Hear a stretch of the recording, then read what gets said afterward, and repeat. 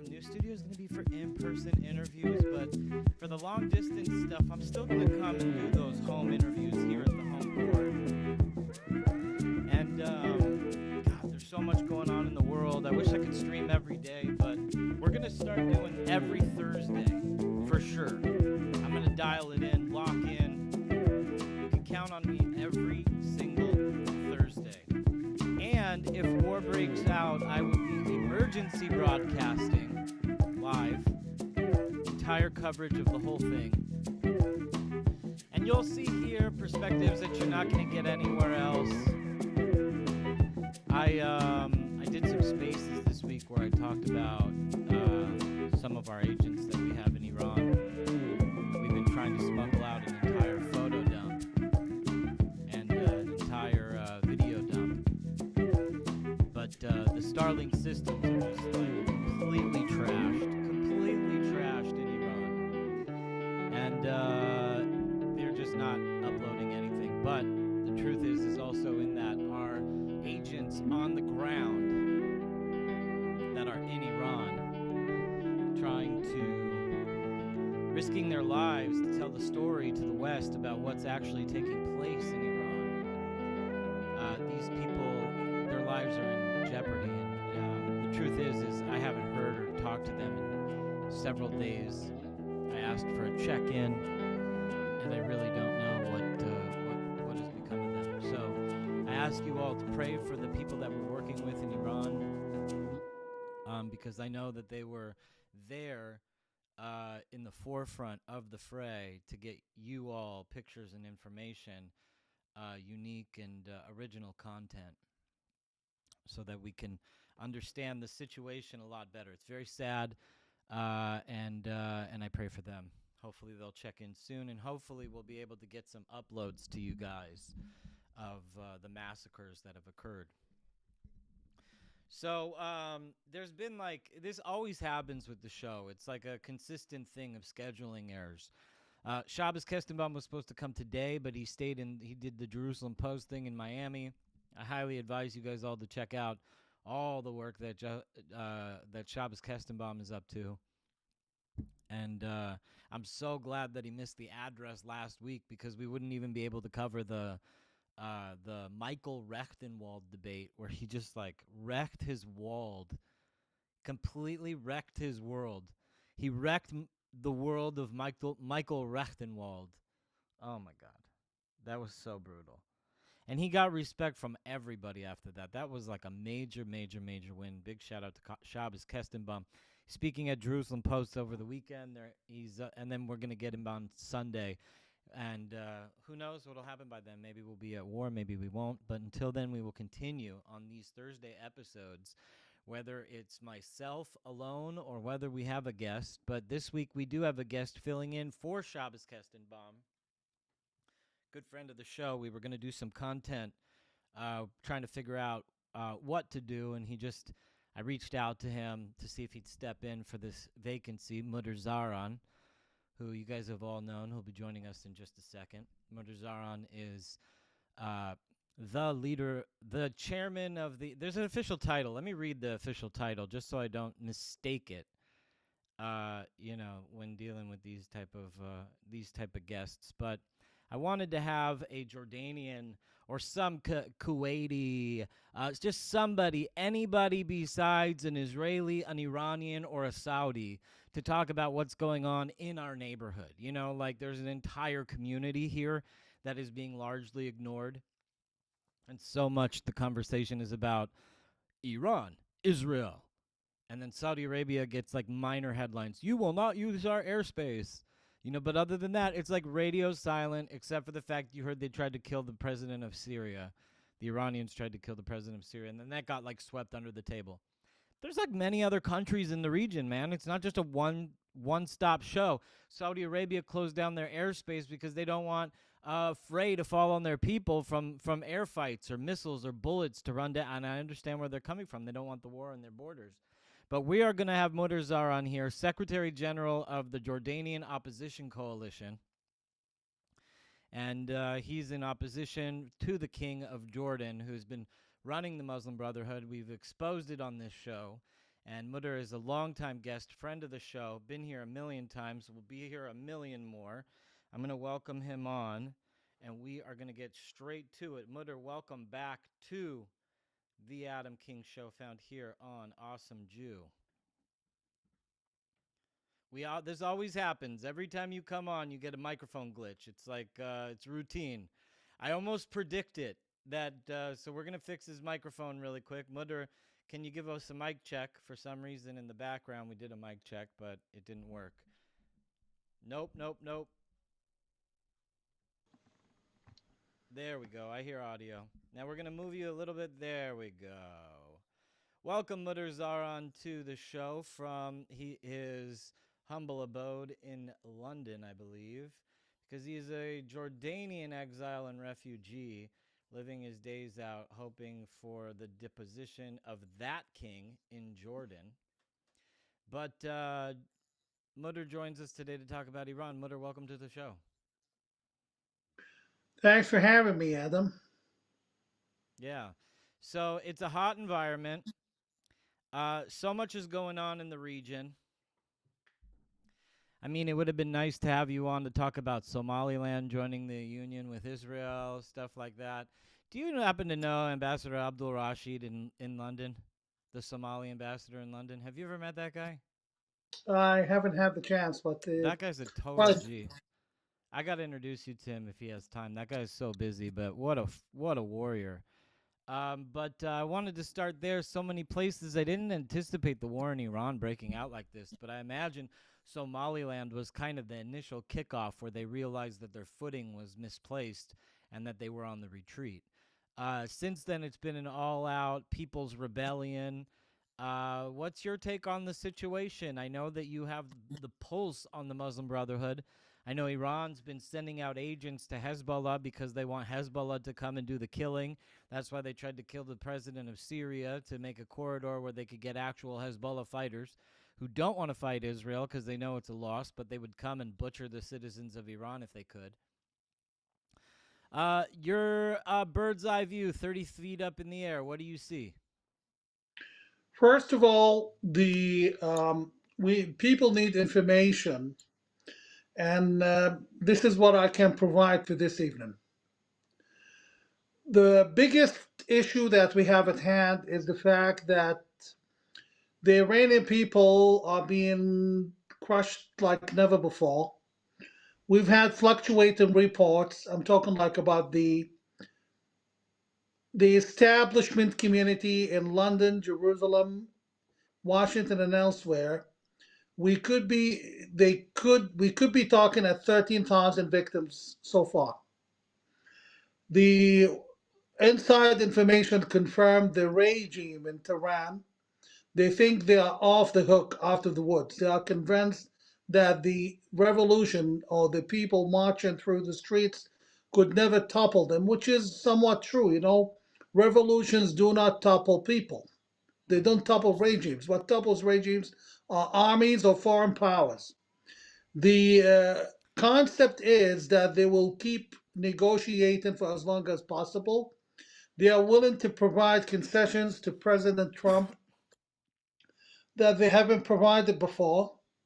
They think that they're willing to basically give in what President Trump requests, unlike any time they've done before.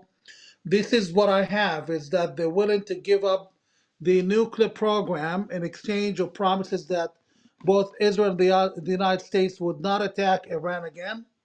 They're willing to start some sort of negotiations with Israel, which would lead to long-term arrangement. That's what they're promising. It's not exactly what I'm not saying that the administration or the Israelis are buying it.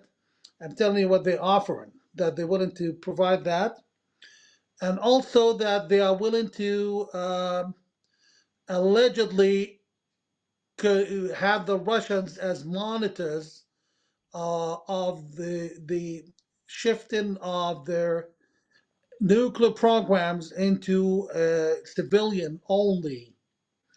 What they're requested is that for the regime to stay and for Israel not to hit, or the Americans not to hit. the way the Americans are taking this, the biggest problems came from the American allies, mainly the big Arab countries, including Qatar, United Arab Emirates, Egypt, and elsewhere, who are concerned that this will lead into a regional war. It's very interesting that the same party is playing in this. They didn't seem to oppose when wanted to take down Saddam. But then many of those Arab countries have a history of ill judgment, so you cannot, basically think too much about why they're doing this and why they're doing that. They're just thinking that right now, and it's not healthy for anyone what they're thinking. But for now, I think the Iranians are temporarily off the hook. You think How so? is it gonna? How is it for now? For now, how is it gonna grow? I cannot speak on behalf of Washington, but I can tell you what some of what I heard. The concept is basically what I call making Iran bleed to death through the sanctions, or bring them down to their knees quickly. Fast track this approach. This is a Trump approach that we shouldn't fire a single shot if we need to, if we have to, unless we have to. We could just bring them down to their knees, which is true, because now they've run out of cash. They're surrounded. The revolution seems to continue despite the crushing and the killing of them. The Iranians are weak, but this is, there's a part missing, Adam, that most people are not talking about. The C word. Nobody's mentioning the C word in this discussion I don't understand publicly. what the C word is. The C word is China. Oh, China. Okay. China, when you say Iran, many people, assume Iran this and Iran that. They don't realize that we're not dealing with Iran, we're dealing with China. China has 250,000 Chinese in different capacities in Iran working with the Iranian government. Those people, many of them intelligence officers, many of them, or most of them, have a military background or military role in Iran. They are the ones who managed to present the ballistic missile technology into Iran, which was very devastating for Israel in the last round. It wasn't For devastating for Israel. What are you talking about? Israel didn't lose a single plane. ballistic missiles don't shoot down planes. Oh, you're talking about the Ballistic, missiles that shot up at yeah, Israel, yeah, yeah. hitting Allow me to a explain few to targets. yeah, exactly, to our audience. Ballistic missiles, they're different because they have the I'm ability to sorry, I fly. misunderstood you. I was thinking It's about okay. those S-400s, the No, no, S-300s at the time, and now they're, they have they're, the they're, they're, S-400s. they're not, they're coming from an aviation background. They're not that much of a threat to an F-16 or an F-15 right now. They can be jammed, and they're not as effective as they claim to be. And the ballistic missiles, which was introduced by the Chinese to the Iranians, are very dangerous. They are the ones who help actually inflict some substantial damage to Israel in the last round. Those missiles fly ballistic, as in flying through the outer space. They go outer space where they have the freedom, then they free fall very fast into the targeted area. So when they go outer space, you cannot fight them. You cannot knock him down unless you use the American system. The Americans are the only ones in the world who have the system to knock him down, and that system is called the THAAD, THAAD. The THAAD system is very effective, but it still could miss between 1 to 3%. Hmm. Last time the Iranians hit 600 missiles into Israel in the first 48 hours, up to close to 25 of them hit the targets. So this was China's handiwork. And when the Iranians ran out of him the last round, China's biggest ally, the Pakistan, volunteered to provide ballistic missiles to the Iranians. China is the one controlling Iran, so to speak. They are defending Iran. They are Iran's guarantors. They have a defense agreement with Iran. and they buy 90% of Iran's oil. So the problem here is much bigger than we thought. As much as we all would love to see the Iranian people liberated, people should not feel angry, and President Trump is being very careful about what he's doing here, because the all the odds are in Iran's regime's favor at the moment, unless we want to go wild wild west on them, which might eventually be the choice. But rest assured, Iran now is offering on the table what she's never offered before. They even, and this is inside information, they even, flirted with the idea of making quote unquote Iran more democratized, trying to stop the Shiite Sharia concepts. They are given a lot, which means they're scared, but, we are far from celebrating at the moment. So you don't even think that this is like a bluff? Like the USS Lincoln air carrier has moved from the South China Sea, and by tomorrow it should be in right off the Iranian Gulf Coast.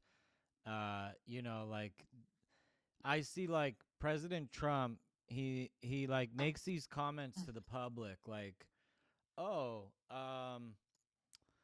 yeah, the Iranian investigation proved that it was less killing and that they stopped the killing. It was very good that they did that, and I'm delighted to hear that the Iranian investigation claimed that they have stopped the killing." And he's like pacifying, pacifying, pacifying, and he's saying we're not gonna do military action. Like today, he came out. He's like, we're not gonna do military action. The fact that he said that makes me like triple down believe that he will. He's just looking for that opportune shot for regime change. I don't see him backing down at this point, especially with the promotion of Pahlavi that has gone on in Washington, parading him around the way that they did. It's such an egg on the face of the West if we don't go to war. And the world is demanding it. It's the first time the people demand it. People all over the place are demanding war. And usually war is something that the people do not demand. But in this case, they do. And President Trump isn't oblivious to the geopolitical advantages of a free and sovereign Iran, or at least an Iran that is aligned with the West. And I realized something. Iran aligned with the West is a peaceful Iran. It's a nonviolent Iran. And I don't think that the mullahs have the capacity to maintain that position. You know, even if they leave Israel and America alone, their aggression towards their neighbors is only going to increase. They're expansionists, as you said, because of their Chinese masters. By default, they want to help be a part of that Silk Road legacy. So, but also, I've been thinking about it from the bird's eye view.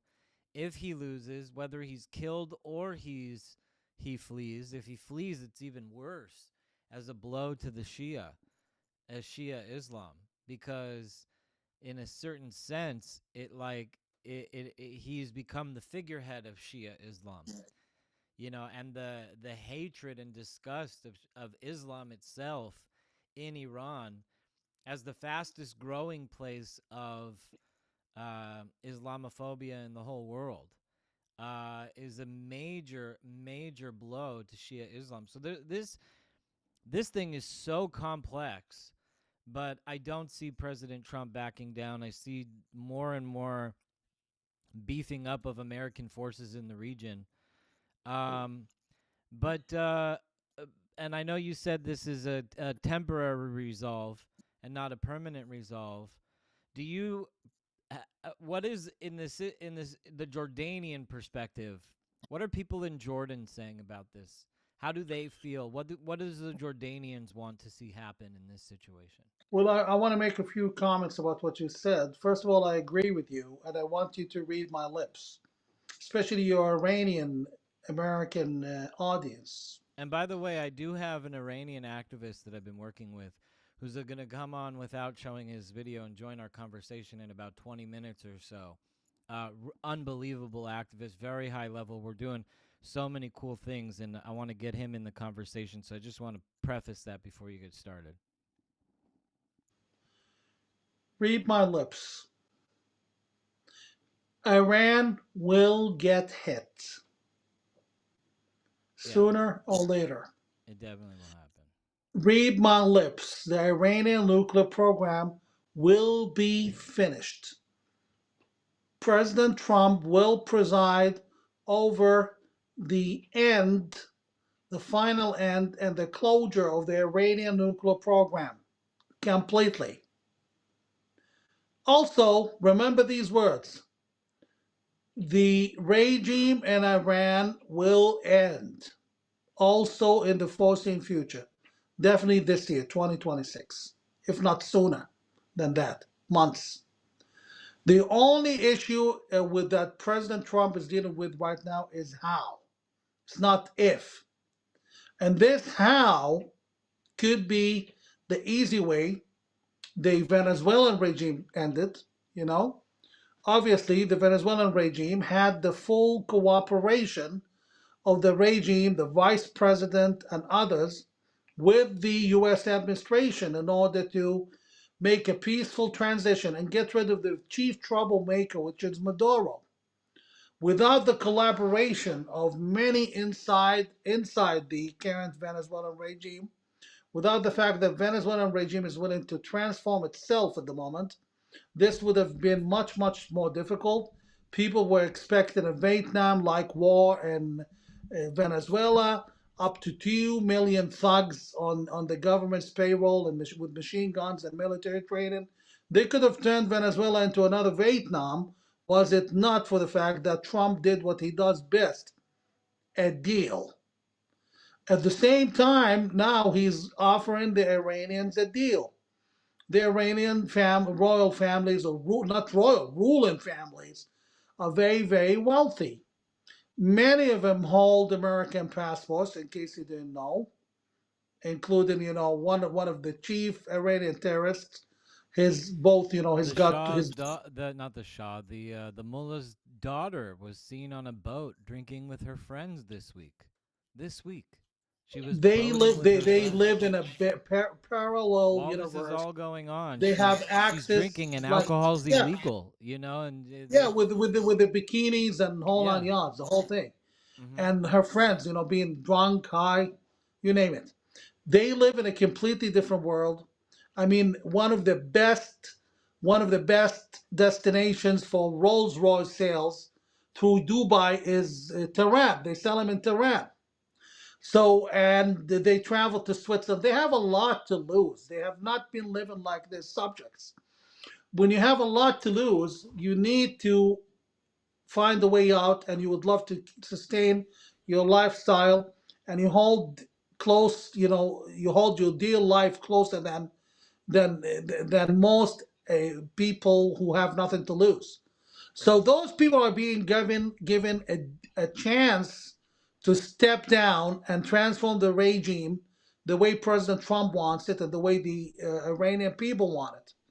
If not, and I know, the Iranian intelligence watches everything, including your show. I'm advising them here for free that either that they step down or they get annihilated.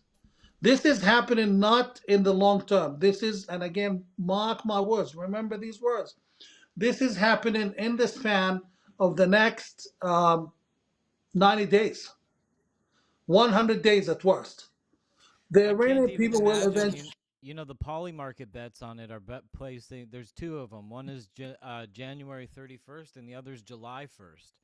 And when I saw them, I was like, I don't see it lasting till the end of the week. But then I was quickly absolved of that. I personally, you know, the expectation on President Trump was so great. The whole world felt it. Oh, President Trump's going to do it any minute. Any minute. It's coming. Any minute. Any minute. Any minute. Like, that's bad for the attack. That places the regime in retreat. Trump kind of easing himself and easing the tensions while keeping the scope, keeping the scope. He kind of has this ability to, like, hopefully solve the situation in a single shot, which is the ideal situation for the world, right? I mean, how does he not how does he not win if he just if there's such a nominal intervention that causes the revolution. So, The greatest victory, the in the Art of War book of the Art of War, Chen Tzu, the greatest victory you could achieve is when a victory without a battle. This is what President Trump is trying to do: spare Israel the problems, spare his own men and women the necessity to fight on the ground, spare money, save money on the bombs they're going to drop. If the Iranian regime, which is very scared at the moment, very scared, if they give in everything they promised, because they were very scared, now they think they're off the hook. The reason they think they're off the hook, which I said earlier, is because they're going through the negotiations and they've made a lot of concessions, which I'm not at liberty to speak about details at the moment. But all the details I can give you is they're making a lot of concessions and they might actually get off the hook through those concessions, which include a transition through the Iranian political system. If they fail to do so, they will face what they're most afraid of. And let me repeat, yes, they'll be able to fire a few missiles to on Israel, on Arab countries, and elsewhere. But let's be clear, that quick will be so technologically advanced, they will not be able to counter it by any means, and it will do the job incredibly, incredibly quickly.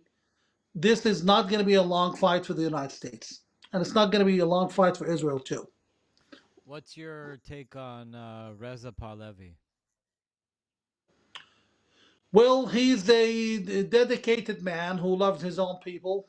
I relate much to him being a leader in exile, and I find myself in in his position in many many ways. The only issue that Mr. Bahlawi, there's a discussion in Washington, choosing between three options. One, having him as the interim president, not the interim king, and the other option is having Rajawi, that woman, Rajawi, as the interim president leader, and the third option is having them both. So the discussion is, these are the three options on the table. I personally like the man, but it's at the end, it's the Iranian people and the U.S. administration who will have to choose. It's an exciting time in the Middle East, and there are so many ramifications that happen with regime change in Iran. I was thinking about it in terms of the deep state, because the Iranian regime is a CIA implant, from the Iran Contra days, and the regime was really brought in power through George Bush Sr. while he was director of the CIA prior to becoming vice president in 1980. The whole Louis Garbanafar connection and the whole Oliver North situation. The West likes to forget about how Iran actually was created and how the institution of the Shah was replaced by the theocratical regime. So Well, I was going to ask you in that context that, you know, also seeing the Venezuelan situation, Trump made a promise that he was going to drain the swamp. And people are like, what's he doing? Epstein, Epstein, Epstein. And it's such a distraction, right? Because, like, if you look at it internationally, he's straight up draining the swamp. Greenland is also about Denmark's control over the United Nations. And the royal family of Denmark has an insane amount of control over things inside of the world. Taking Greenland from them exhausts their little resources and diminishes their influence over the Europeans. He's playing like this super deep state chess game and taking out very controversial regimes. Colombia's on that list. If Colombia falls, global cocaine and black ops fall. It's a critical death blow to the institution of the deep state. and he's draining the deep state in the foreign arena. Their spheres and influences of power. And so I see Iran as a major player in that, as kind of like the end of a major CIA stronghold asset in the Middle East, affecting negative change, anti-American change. I think the CIA is a counterforce of American good. It, It's the force of it American used bad. what you say might possibly been correct until the recent purge of the CIA. This president has managed to get a very decent director and to get the right kind of men, the decent patriotic men and women inside the CIA to overhaul the organization. Mm-hmm. Before that, the CIA was infiltrated by globalists either in America or abroad, and it was not necessarily an organization working for the betterment of the American people and their lifestyles. At the same time, what we see today is you calling out the things by their own name. The Ayatollah, the Islamic Ayatollah, the Khomeini, and this whole Iran apparatus was created, propped up, and fattened by the Western or establishment. We all know Khomeini came on board the French Air France airliner. We Mm-hmm. all know that the French intelligence protected him and trained his people. We all know Carter and the CIA then implanted the guy against the will of the Iranian people. The Iranian people, actually, the revolution was led by communists and atheists and seculars. And they brought this guy. And fast forward to today, you'll find that until Biden was in the Oval Office, the U.S. financially was supportive of the Iran. Bush Jr., Baby Bush, handed Iran on a silver platter, handed Iraq, Yeah. which is one of the richest countries in the world, handed Iraq completely to the Iranian mullahs, even though American men and women fought and died for those so-called liberation of Iraq. Yeah. I was witness to that. I was an And don't eyewitness. forget the second time when Rex Tillerson did it in 2017 after Kurdish independence with the Jalal Talabani brigade, and they gave Yeah, Kirkuk yeah, yeah, yeah, to, yeah, yeah, yeah, yeah, and yeah. they took Iran took Kirkuk, which was the main oil hub of Iraq, and basically the only strategic economic asset in Iraq was Kirkuk, and Iran took it The, again the twice. the globalist forces have been playing a very sinister game of empowering the villains, the problematic organizations in the region, fattening them up, propping them up, financing them, including the Muslim Brotherhood, including Hamas, including Boko Haram in Africa, including Iran, including Assad, including ISIS. Mm-hmm. When Trump said that Hillary and Obama created ISIS, he wasn't kidding by any given means. Mm-hmm. The evidence is out there. These things will eventually come out, and this is why they keep pushing the Epstein file, Epstein file, Epstein file. So the other more more alarming files would not actually come out. Because if you're worried about child exploitation, you should see the human trafficking and child exploitation in both Iraq and Lebanon, which were ignited and launched through Iran after Bush occupied Mm-hmm. Iraq. He's also Tens a of major thousands of pedophile. Iraqi children were sold to the world through the Iranian intelligence. Yeah, So this. he's also a major pedophile, by the way. He has to I've read so many of these reports of the senior most IRGC leaders. Their like 5-year-old daughters are required to have sex with this man, and he's had sex with many, many, many children of his. It's like almost like a thing. I've read reports. They're all over the internet of the mullah's pedophilic exploitations.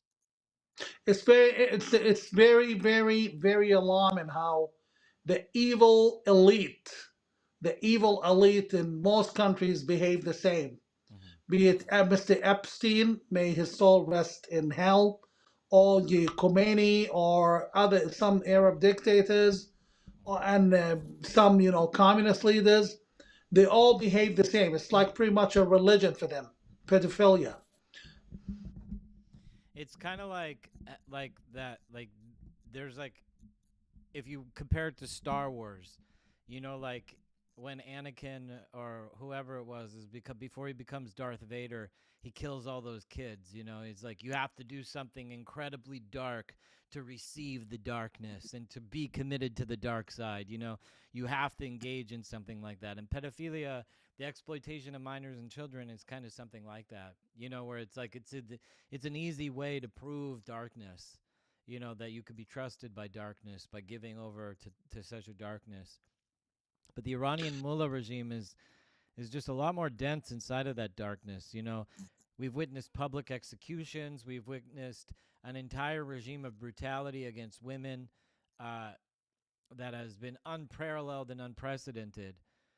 So for some on the West who want to prop up the regime and say, to pearl clutch on Iran at this kind of juncture is very hypocritical because of the amount of public display of that clinging to evil, and not just through pedophilia, mass murder, genocide, etc. You're saying 13,000 deaths in this last conflagration.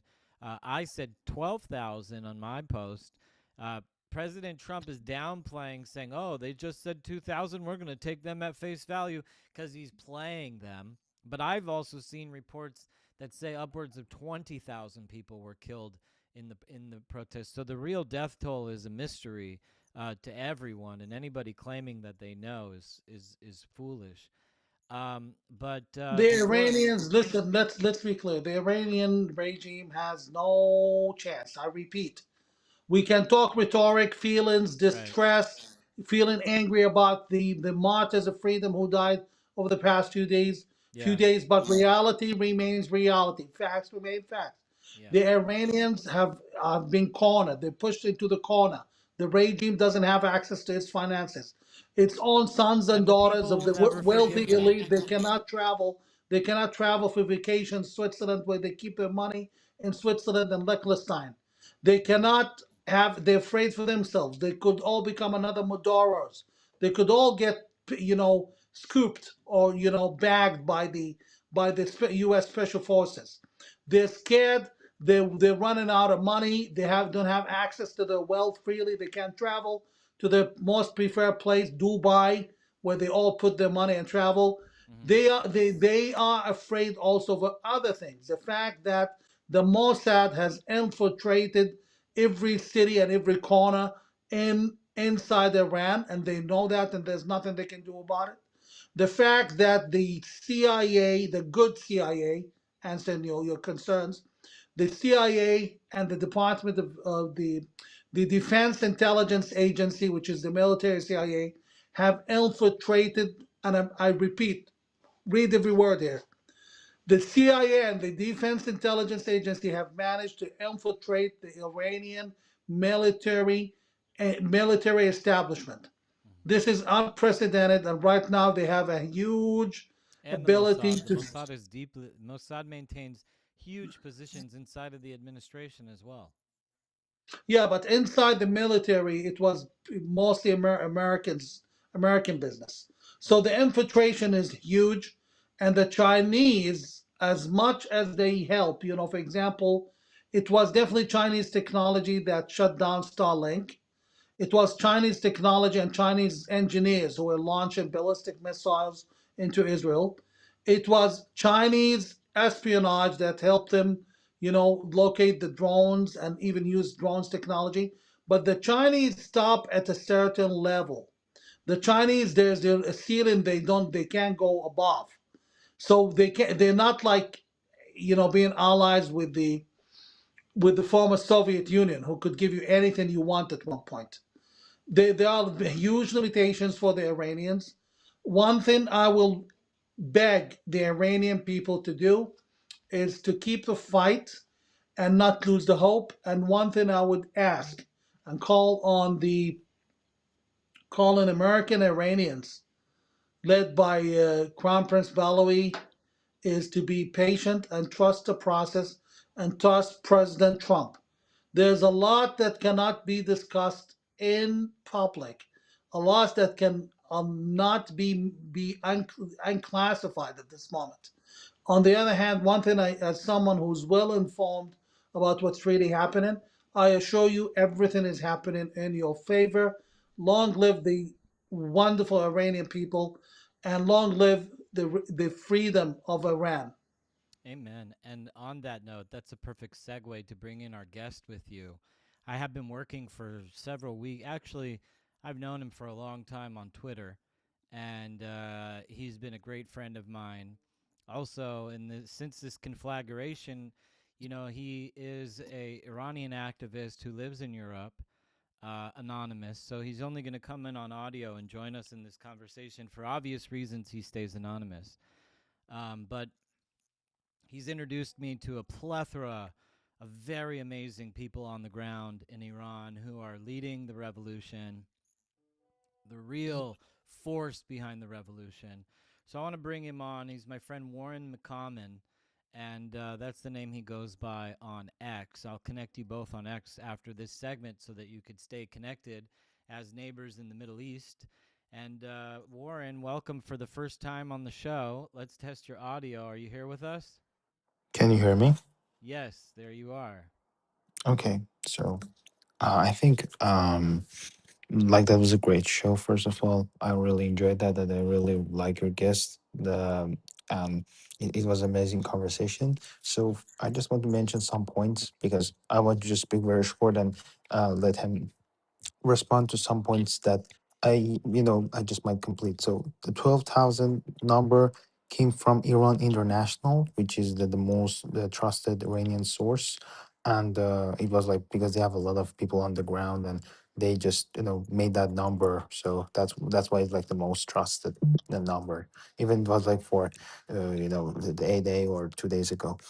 And I just really appreciate you, sir, for also supporting, Crown Prince Pahlavi and trusting him. But there are some problems in America, in my opinion, which I see that Queen's Institute and the MEK and CRI, they have like these lobbies inside the US, and they're lobbying people close to Trump and try to, you know, uh, actually infiltrate into this, organic process. I think this is a problem, and I think I just want to ask a question to you, so you know better than me about the Arab world. So, what do you think about like the Arab world supporting Crown Prince Pahlavi? Because because the Arab world needs more economic benefits and they need less wars. So, especially Saudi Arabia, which they want to reach their 2030 project. So what do you think? Like, why don't they support Crown Prince Pahlavi to just receive all the economic benefits that they wanted to get? Okay, for those who know me, I say things as they are, the good, the bad, and the ugly. And I'm going to tell you the ugly. Arab countries have wonderful ties, not wonderful, they're, evil ties to Iran. They're, except for one country, Syria, who has just been liberated from Iran's grip. All Arab countries, all Arab regimes, they have incredibly advanced ties to Iran. And the claims, crying out wolf that they're scared of Iran is not true. They all have very solid ties with Iran that are financial, economic, political, intelligence, and military. Where does Iran have a huge chunk of its money? United Arab Emirates, who's very close to Iran from an intelligence and military point of view. United Arab Emirates. They have good ties to them. They visit them. They can't deny it. And they have their money. The Iranians, even the Iranian ruling elite, has a lot of its money in both Iran, Bahrain, and also Kuwait has good ties with them. The Qatar definitely had incredible ties with them. And above that, our brothers, the Saudis, until a year ago, China intervened and gave Saudi everything they wanted from Iran. They told them just, stop hostility towards Iran, and Iran will give you everything you want.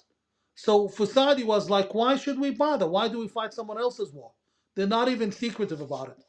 Jordan, Egypt, Algeria, Morocco, you name the countries, they all have good ties with Iran. And remember that what you are doing is not a good example. People revolting against a ruthless regime and setting an example of democracy is a very, very bad example for the region. They don't want that. It's very, very parallel to why Arab countries, Arab regimes have historically hated Israel. It's not because they care for the Palestinians or because they care for the Al Aqsa or any of that basically nonsense that they claim. It's the fact that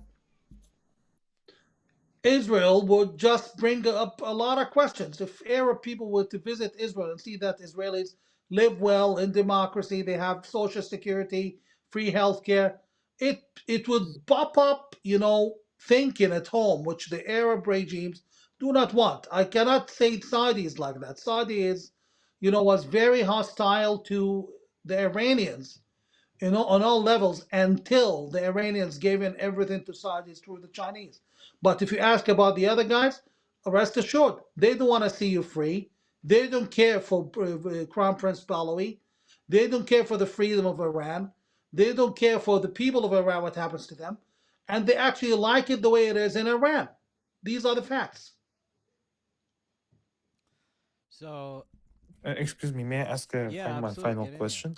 That's why I brought you in Oh, here, Warren. I value okay, okay. your My inputs final tremendously. question, because I'm so interested in this topic, I can talk about Iran and go about it, but when we have these great guests, so I just take the opportunity to ask the right question about the United Arab Emirates because I want to know more. Because I thought like United Arab Emirates with the banned Muslim Brotherhood, they even kicked out pro-Palestinian so-called protesters inside their country, and they were like actually the most westernized, and they even like celebrating Christmas, all of these things that they're doing and tying themselves more to the Western world. And how like do they how do they support the regime when they always wanted like the triple islands? So I don't know, like are they are they like in favor because they had like a very bad conflict when Ahmadinejad was president, and you remember like a conflict in 2012, 2011. So my question is how these things, you know, you know, my question is just about how the United Arab Emirates just prefers the regime because it's really a big question because I thought like only the only country that might be not pro regime might be the new Syrian government plus United Arab Emirates.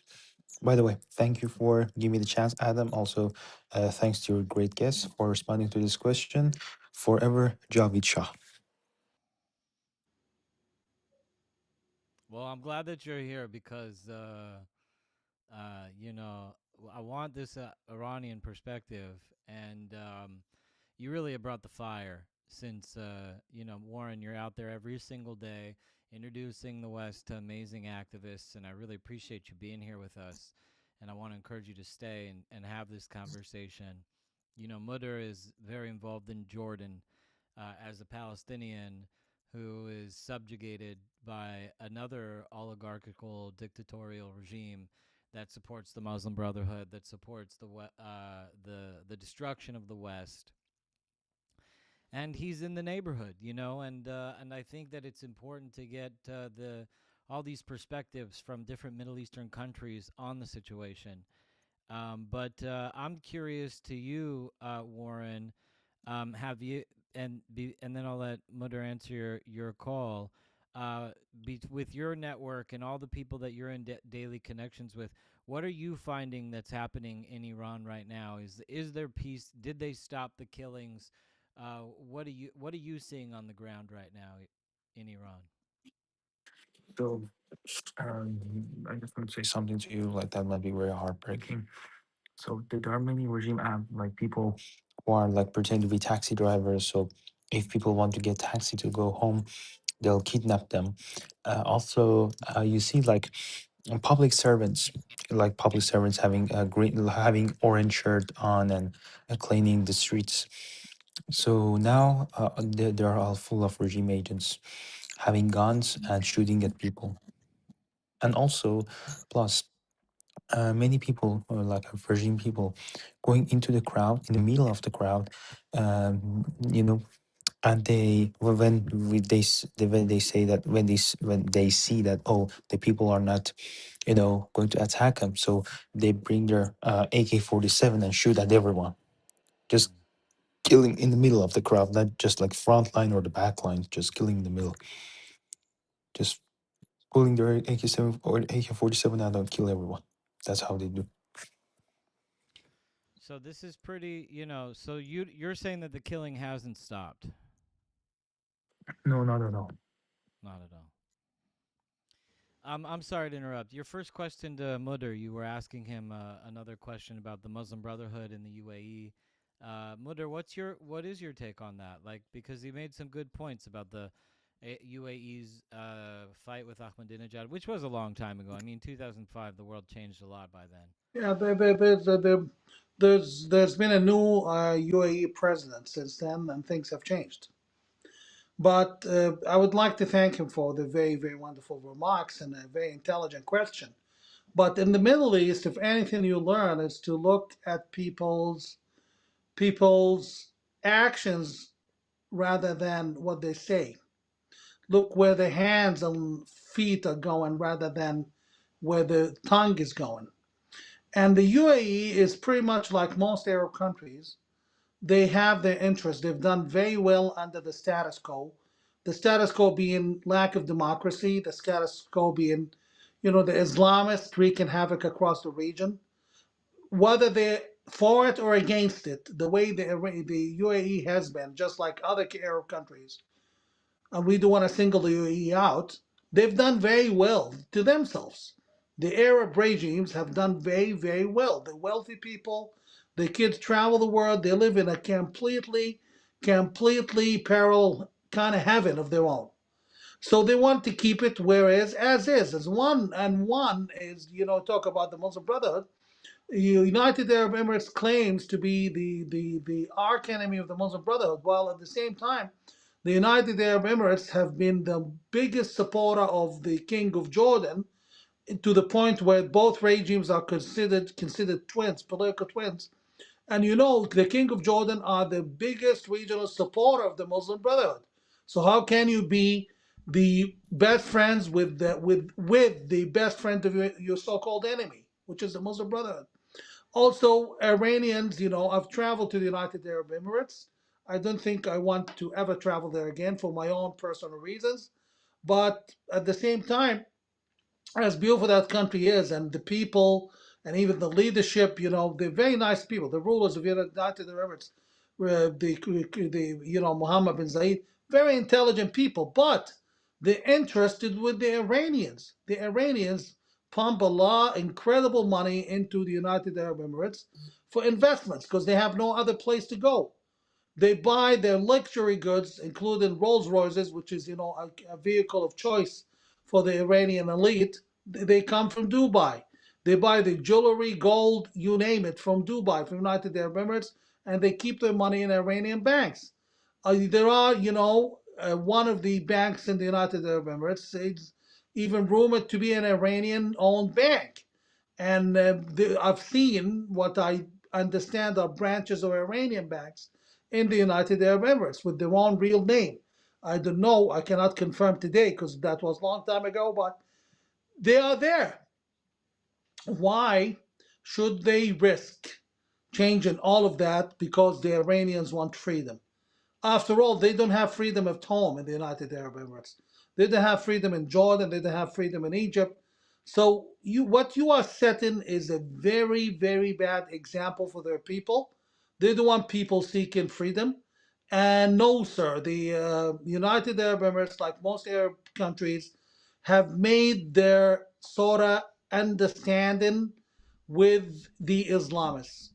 Example, the people in Sudan have toppled the Muslim Brotherhood regime. Then it was, followed by very ununderstandable involvement by the United Arab Emirates and allegations of the United Arab Emirates supporting certain militias inside Sudan. And this is the question. If someone topples the Muslim Brotherhood regime, why shouldn't you just support the new government?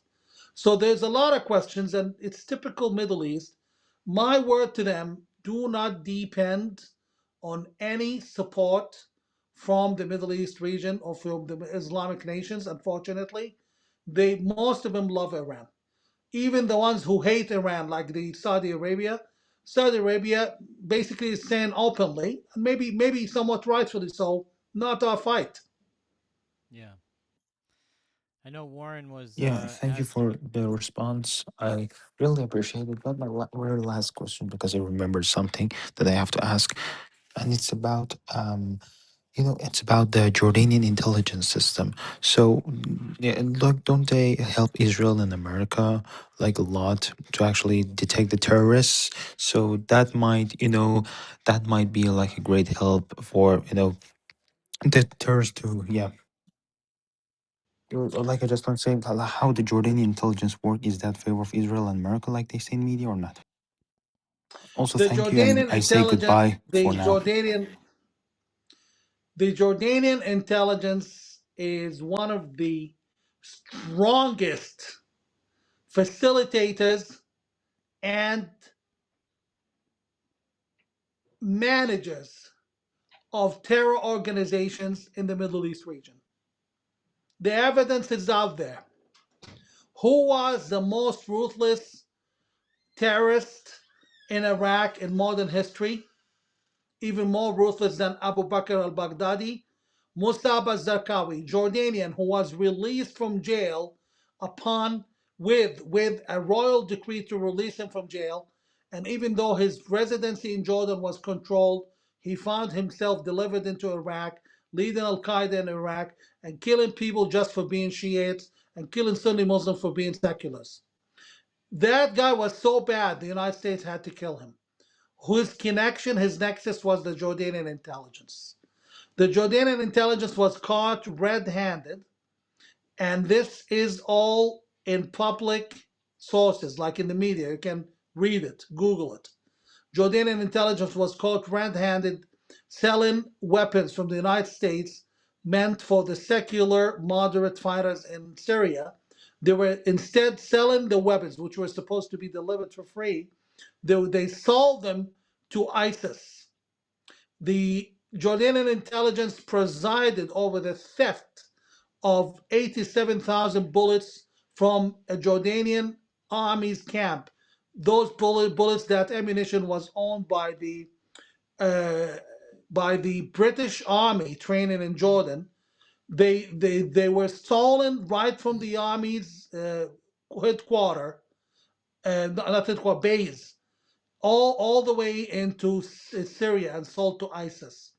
The Jordanian intelligence has had a connection with the fact that the largest country that has ever provided number of ISIS fighters were Jordan. Was Jordan. In Jordan, it's a country like North Korea. Everything is controlled. So for you to find a way to travel to Syria or Iraq and join ISIS, you should have been, obviously facilitated and helped into that. And I can go on and on and on. But let me end on this note. The cars, the Toyota pickup trucks sold to the Jordanian army, all were found with ISIS after those cars had been bombed by the Americans. They can trace the chassis numbers, and they all turned out to be trucks sold to the Jordanian government and the Jordanian army. The Muslim Brotherhood are the instigators of all terror groups, the mothers of all terror groups, the Muslim Brotherhood. And the Muslim Brotherhood in Jordan is very close to the Jordanian intelligence, regular visitors to the king's mansion, and regular visitors to the General Intelligence Department, which is the Jordanian intelligence. Let me end on this note. Last year, four terror attacks took place at the Israeli borders. All four were carried by Jordanian soldiers. One of them was a Jordanian intelligence officer. Uh, What I just told you is something that the U.S. is aware of, and it's nothing I'm at liberty to speak about right now. But rest assured, Jordan's king and Iran and the Iranian mullah regime are friends. I highly recommend that you Google an article by Israeli professor Eddie Cohen. The article is titled, quote unquote, Jordan and Iran are friends, are allies. It's official now, by Eddie Cohen, the Jerusalem Post. I would like to thank you for hosting me, and I would like to thank you, guest Adam. Yeah. Laila Tov, good Before night, and you take care of before this. you depart, if I could ask one more question on that note about just to clarify something you said in Warren's question. I want to thank Warren for asking that question. Um, what what is obviously you know you gave your assessment of the Jordanian intelligence apparatus. To what degree do you feel that Jordan is controlled or influenced by Iran, as the Muslim Brotherhood is heavily influenced by Iran, and clearly the Muslim Brotherhood has tremendous influence in Jordan?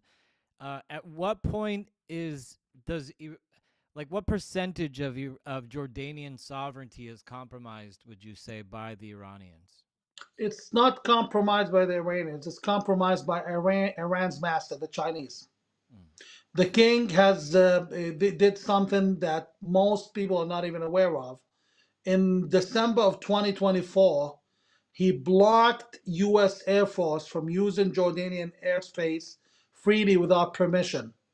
I remember And that. when he did that in the aftermath of China promising him $12 billion in so-called infrastructure development, and he also signed a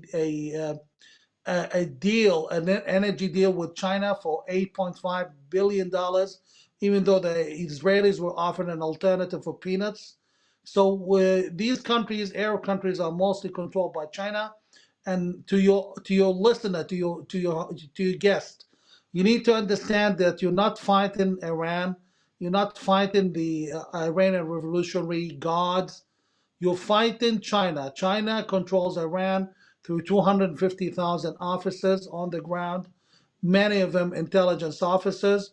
China has turned Iran into its own puppet, and most Arab countries have become puppets for Iran, including Gulf states, the only country that's totally independent. Sorry, puppets for China. For China. Evidence of that is how, President Sisi of Egypt almost got Egypt involved in war with Israel just months ago by provoking the Israeli army in the borders in Sinai, flying Israeli fighter jets, training for war games with the Israeli army, not Israeli, sorry, with the Chinese army, flying Chinese fighter jets in Sinai, which is a big no-no for Israel. So it's China playing in the region, and the one who is to blame for the blood of those Chinese protesters, for those Iranian protesters now, is China. Hmm. Thank you for having me, Adam. I appreciate you very much, Mudar. And when we have you again, I want to go deeper into that Chinese influence over Iran and Jordan. That seems like a really interesting place to explore with you. Thank you for the time and the last minute guest. And as always, you'll be back again. It's always great to see you. So, folks, there you have it. We had a great show today. Lots of interesting conversations regarding the region, the extended conflict, influences that maybe the Western media is not really explaining to the public, in the complexity of the situation, as President Trump seems to be taking a lot of flack for putting down a hard line, a red line in the sand, and haven't yet acted upon it. So, we're going to continue to monitor the situation closely here in Iran and in the Middle East, with all of our resources deployed in all of the countries that we operate in. We, meaning the Adam King Show, and our affiliates and supporters. But we will continue to bring the stories that you need to see. I want to again, please ask everybody to pray for our agents on the ground in Iran that are giving us original content of the massacre and genocide that is happening there. And I will continue to report the story as is. You could count on me. So we have we're gonna go continuously on Thursdays. I think Thursdays for now is a good resolution to continue the show. I got a lot going on in my personal life. Thursdays make it easy for me. And then, as is, we will supplement with the news cycle as it comes in and big things happen. We will not leave untouched. And that's separate from the debates and all the different mashup content that we do too. So, but Thursdays, I think it's important that as a community we continuously check in and that you join us so that we could get the right information, so that we could be fed the right talking points, so that we could be winning the intellectual war and the information war that we're being strangled out of on the West as the oligarchs in the West try to manipulate our opinions and get us to cattle herd ourselves into supporting this or that or the other thing. I'll continue to support regime change in Iran because I want to go to Iran. I'm not allowed to go there. And I want to be a part of the Middle Eastern community. But that's not the only reason. I would like to see the Iranian people free and independent. And I would like to see unbelievable amounts of trade with the Middle Eastern counterparties. And I'd like to see the region in peace. Shah Reza Pahlavi said he's going to create the Cyrus Accords to accompany the Abraham Accords, which is complete normalization with Israel. And this is a wonderful thing. So, of course, our vested interests are with the people of Iran and the overthrowing of the tyrannical Islamic regime. And we'll continue to broadcast that to you. I want to thank Warren McCommon for joining us today. Please visit him on X, Warren McCommon. I want to thank our guest, Mudar Zahran, who always delivers it hot whenever he comes on the show. And most importantly, I want to thank you, our viewer, listener, audience, who comes on every episode and supports all the information that we're doing. If you want to support the show in any way, please click right here at this QR code. It'll take you to our store. You can buy anything you want there. Everything goes to the show. It buys more cameras, buys more gear, buys more memberships, everything. You know, we got this new AI clipping system coming out. It's very expensive. I'm very excited about that. But all your proceeds go to the show, as this is a labor of love for me. Not my main career, not my career at all, actually. It's just something I do for fun.